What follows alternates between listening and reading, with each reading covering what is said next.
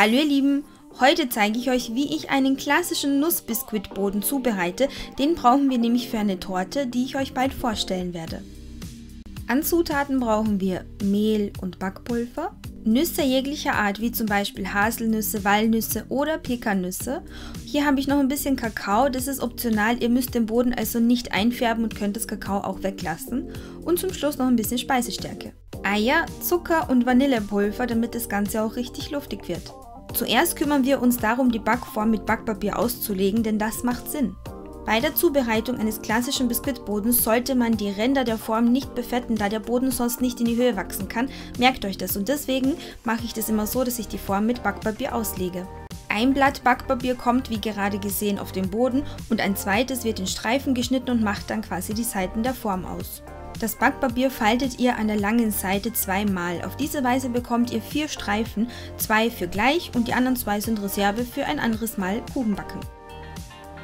Die Ränder der Form könnt ihr jetzt befetten oder so wie ich einfach mit Wasser besprühen, denn dann spart ihr euch später auch noch das Reinigen der Backform.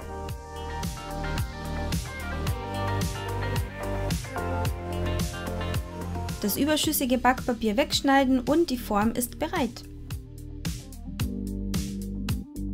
Im ersten Schritt gebt ihr Eier, Zucker und Vanillepulver in eine saubere Rührschüssel und jetzt wird richtig lange gemixt, bis daraus eine schön schaumige hellgelbe Masse geworden ist. Das kann auch schon mal 10 Minuten dauern, also wundert euch nicht. In der Zwischenzeit vermischt ihr Mehl, Backpulver, Speisestärke und Kakao.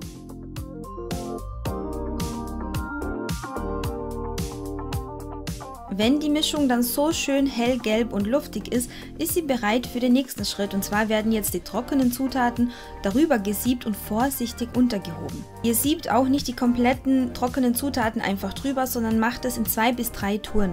Zum Schluss werden auch die gemahlenen Nüsse untergehoben. Ich habe dieses Mal Haselnüsse verwendet.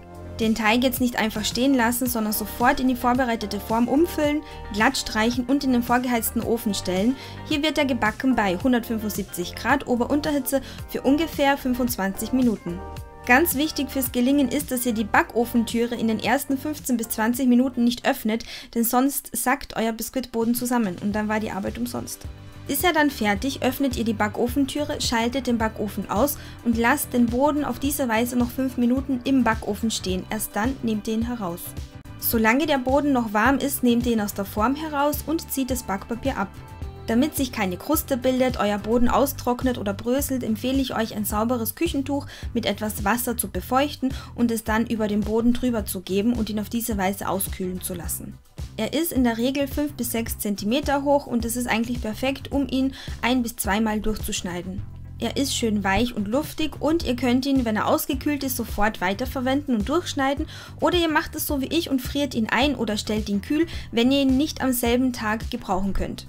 Wickelt ihn dafür sorgfältig in 1 bis 2 Schichten Frischhaltefolie ein und auf diese Weise könnt ihr ihn einige Tage lang im Kühlschrank lagern oder auch über Monate im Gefrierschrank. Wie er innen aussieht, seht ihr in meinem Motivtortenvideo, das in Kürze folgt. Ich hoffe, dieses Video hat euch gefallen und wenn das der Fall ist, gebt mir einen Daumen hoch, abonniert meinen Kanal und besucht mich gerne auch auf Facebook, Pinterest und Instagram. Vielen Dank fürs Zusehen und bis zum nächsten Video.